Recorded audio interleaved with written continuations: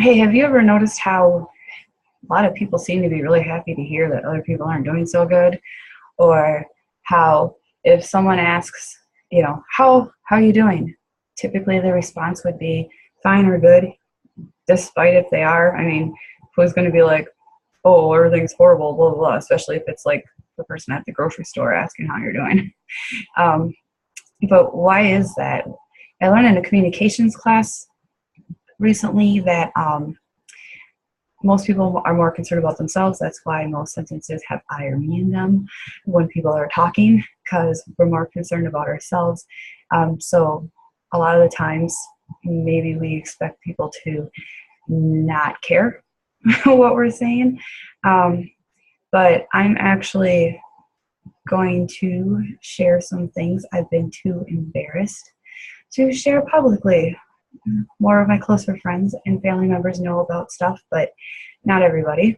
I personally do not like being an unhappy person.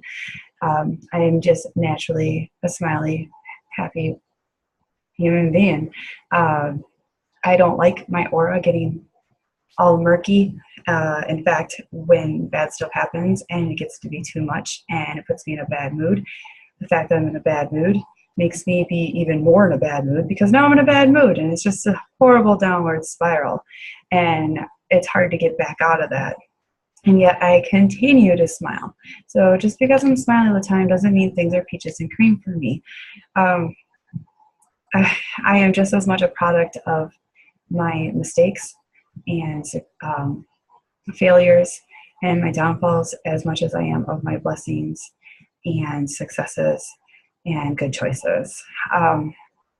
Lately, it's been a lot more hard for me to keep smiling because I've been dealing with a lot of stuff. And without sharing it, I kind of feel like I'm being a little fake about who I am. And I hate fake as well. So here goes. I won't go over the whole 19 years or so of my adult life. We'll just go over some highlights of the past 2 years. In July 20th, 2014, I signed papers for my very own home. I'm in it right now. And that was really exciting. I had been house hunting for months and had been packing in preparation for moving. My lease was up, and I was working full-time, taking care of all three of my children all on my own, along with the pets in the house and everything else that has to be taken care of. I'd be up until about midnight, getting up around 4:30 to start all over again. I had no life. Then I was moving, and all that was going on, and then I had to do all the unpacking. And then on August 2nd, 2015, not even a week after I had moved into my home, I was like, you know what? I'd like to see people that are not my kids or my coworkers. I'm going to go out. I had 3 drinks. 3. I had 1 mixed drink and I had 2 beers. The beers happened right before bar closed, right before I left the bar, because I had been too busy playing pool. Not well, mind you. I'm not a good pool player. And I got in my car. I plugged my address into navigation, just like I had been for the last week to find it, the house, because I didn't know this area of Chippewa, and I hadn't lived in Chippewa for about, 20 years or so, since I was 21. I hadn't lived in Chippewa, so I didn't know my way around. It told me to take a right. I did. I passed the street my house is on the corner of. I went, wait, what? Navigation didn't say anything to me. And then all of a sudden I realized I was on the one way and I was going in the wrong direction. And I'm like, oh, so I quick pulled into an alley, but it was too late. An officer had come around the corner. I won't name him. And he saw me, he pulled me over. I thought I was busted for wrong way on a one-way. I'm like, oh, there goes my insurance. Boy, was I wrong. I was arrested. I was taken into the hospital. An hour later, my blood was drawn. And BAC was 0.101, legal limit 0.08. I've been suffering for that mistake since. It has costed me over $7,300. That is, the fine is nothing compared to all of the other things that happen that you get slapped down on you. And I will be suffering still for Well, the SR22 insurance I have to have for 3 years. And that's an extra $100 and something a month than I was paying before. Needless to say, my children have not had much for Christmas for the past couple of years, and I could have just walked home. I was pulled over like 2 blocks down and like a block over from my house. But there's that I have not shared with everybody. I also then started school full-time in July 2015 while working full-time, and once again, not getting any sleep because I was up late trying to take care of my homework and get things turned in on time. And I was so tired, and I hated my job. I had been promised my boss's position for over 4 years, and it was apparent it wasn't going to happen. In fact, when my boss retired, they hired some outside guy to come in, and he ruined everything he touched. I tried my best to keep things away from him because anything he got near was turned to poop. It was horrible. It took them 6 months before they finally fired him. And at that point, I still wasn't a candidate for the position, even though I was still doing all that work. I had to do all the work that he wasn't doing. I was doing the work of 2 to 3 people. I had no support, or little support. I do have some good core workers that were helping me, but I was not given the authority to be able to actually take care of anything. And the ones that could have the authority weren't taking care of it. And so problems kept piling on top of each other. I need to rewind. I was in charge of the quality and the complaints, and we weren't taking care of any of that stuff. We were just putting Band-Aid fixes on things and then having customers calling me ticked off because stuff was still showing up messed up. On top of everything else going wrong there, it was a very stressful job. I hated my job. I loved a lot of the people I worked with. I hated my job. I had to force myself to go drive to work every morning. And I would sit in the parking lot and not want to go in. I would have to fight back tears many mornings because I felt so hopeless and so stressed out. And that's why I actually started going to school. But finally, the full-time double duty of that plus full-time single parenting was getting too much for me. And I had an internship term coming up before graduation, and I knew there was no way I was going to be able to do that too. I saved a bunch of my tax returns, set it aside, and I quit my job in March of 2016 and was trying to focus just on school and my internship. My head gasket blew right before that. That took over $1,000 of my returns that I had not planned on. I had set money aside. I had it all divvied out. My car needed about $1,000 worth of repairs already. It was turning into a death trap. The tires were bald. There was so many issues wrong with it. And then when I went to go pay for my head gasket being replaced, I find out my state returns weren't coming to me because they had been intercepted for my fine. So I was out another $1,000. I didn't have much of my tax returns left at this point.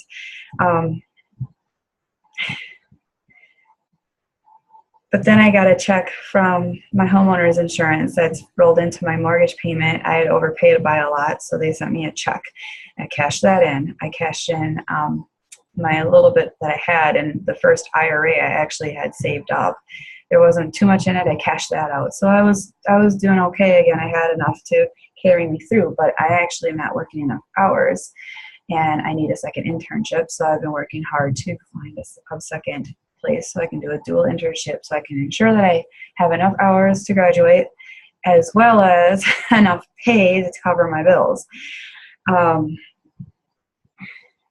I actually had to apply for mortgage assistance. It's a temporary program that'll help me out through September.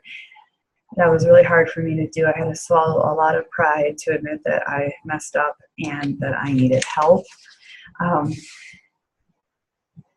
And this is not all chronological, but since I actually won a trip to Miami And I never win anything. It was to the iHeart pool party. I was going to get to go and see, Flo Rida and Jason Derulo and everything, flight and hotel paid for, entertainment paid for. I was super excited. Unbeknownst to me, I met a guy down there, and it just seemed meant to be. Like, what are the chances of that kind of a situation happening? And he was so sweet to me, and he was really adamant about his feelings for me, going on about how beautiful I was and smart and funny and goofy and how perfect I was for him. He said he was going to move up here the day he graduated from college in October. So I actually finally believed him. And I had been signaled for so long. It was hard, but I let all my walls down and I let him in and trusted him. And then a switch flipped in him. He went from one day saying how much he loved me to magically our relationship status has gone from Facebook. Then he's not really talking to me. And then Tuesday morning when I woke up last week to head down to Nashville early, there was nasty, crazy Facebook messages from him. The original plan had been that I swing by and visit him, either on my way down to Nashville or on my way back. Well, of course, that's not going to happen. And I didn't even want to go to Nashville. And I'm just stressed out. I've got all these bills issues going on. I've got to find an internship. And then, meanwhile, I'm dealing with heartache. But I had already invested way too much money in advance on the trip. I couldn't afford to not go. That was one of the worst 12-hour all-by-myself drives I could ever have imagined. It was rough. And then when I arrived at the hotel, because I had chosen to not respond, well, everything was raw and I was livid and upset and hurt. I wanted to wait till I'd calmed down. I went to respond. And I found this.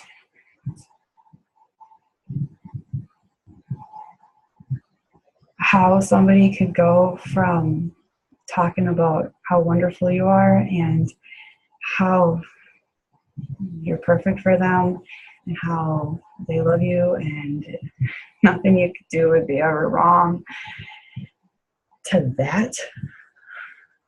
Well, us girls already have issues with our self-confidence, and we're very self-conscious about everything about ourselves. And I worked really hard on that in the last couple of years, and I thought I was doing good. This really made me regress.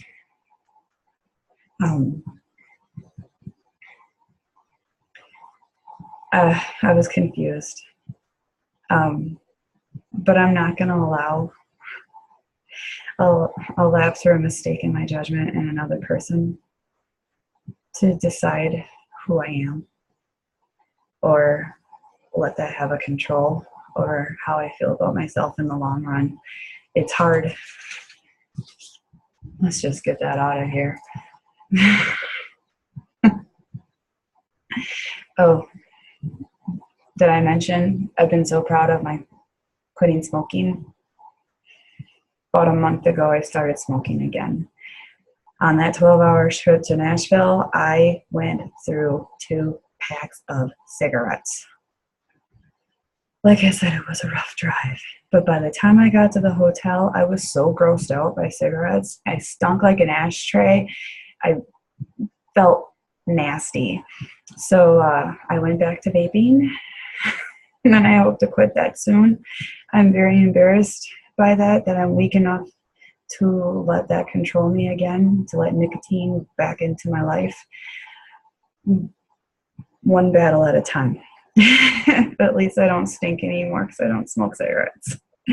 And I joke that I feel like there's higher powers that are having a gay old time making me a butt end of their jokes. Really mean, practical jokes. They say things happen for a reason. I honestly have no idea how I keep putting myself into these sort of situations and why all these things have to happen, especially at once. But there's nothing I can do about what's happened. What I can do is try to learn from them and try to grow from them and not dwindle on them and not beat myself up. I am my own worst critic. I will forgive any of my friends for any problems they have and tell them to not beat themselves up about it, but not me. For some reason, I'm supposed to be perfect and I'm supposed to be able to handle things and I'm supposed to be so wonderful. So it's hard for me to admit this. That's why I haven't shared anything. And I'm sorry this is so long. I know one thing, I'm not going to let one person who is obviously has personal issues and says bad things about me, I'm not going to let that determine who I am. I'm not going to let my mistakes determine who I am. How I deal with them and what I do about them, that determines what kind of a person I am. I graduate in September. Hell or high water, I am graduating in September with my associate's degree in exercise science. I'm working on getting a second internship ASAP. I have been talking with one gym, fingers crossed, about an interview and that it goes well, because why wouldn't it? I just got certified to train country heat. It's the second live trainer certification I've gotten, and I love it. It is so much fun, and I look forward to running classes soon on that one. I work at 9 Round, teaching kickboxing with badass music in the background. How freaking awesome is that? I get to beat up on flipping bags and stuff and teach other people to do it. I work for another amazing company, Beachbody, which I completely adore this company. I don't know too many companies that actually give a shit about their employees so much and about their customers. And this company, I have to rewind. I posted to my CEO today because I just am so wowed by how much they listen to us coaches and how much they're trying to help us coaches. This last summit was really eye-opening to how wonderful they are. And in just the last 2 years, they've donated like $4.3 million, I think, to causes such as helping homeless families get homes before Christmas, helping to stop sex trafficking in other countries, and helping veterans. The list goes on and on. I digress. But I also love that they are providing me with an opportunity to share life-changing possibilities with anybody that'll trust me with them, with their goals, and working. I get to work in fitness and help people reach their goals. And that is something that I really love. Helping somebody to figure out, number one, to set goals and to start working towards them. And when they start seeing transformations and they start seeing that they can do it, because I know so many people have tried so many things and they lose hope. But to actually finally start working on something and actually have it work, that is something I look forward to. And all of this other stress and stuff that's been tying up my time, it needs to go, because I want to do what I love. I want to work with people. I want to talk with people. I want to help people. And ain't nobody got time for all that other stuff when there's that to do. And that makes me happy. So even though things are not great right now, I have to be patient. And I just have to work even harder, because this isn't the final chapter. Honey, we ain't even into the middle of the book yet, okay? I don't really know completely where things are going, but I'm setting goals. I'm going to work hard towards those goals and pray that with the more good things that come, less bad things come, that I make better choices in the future. And I keep learning from my mistakes and growing from them. So Yes, I've been really unhappy lately. It was really hard to go to Nashville. It was really hard to be happy in Nashville. I caught myself dwindling on stuff. But I suppose also when bad things come, you do need to give yourself some poor me time. It's just how long are you going to sit in that poor me time before you pick up your bootstraps and get back up and get to it. So thanks for listening to me. Do you have the time to listen to me whine about nothing and everything all at once? All right. Thanks.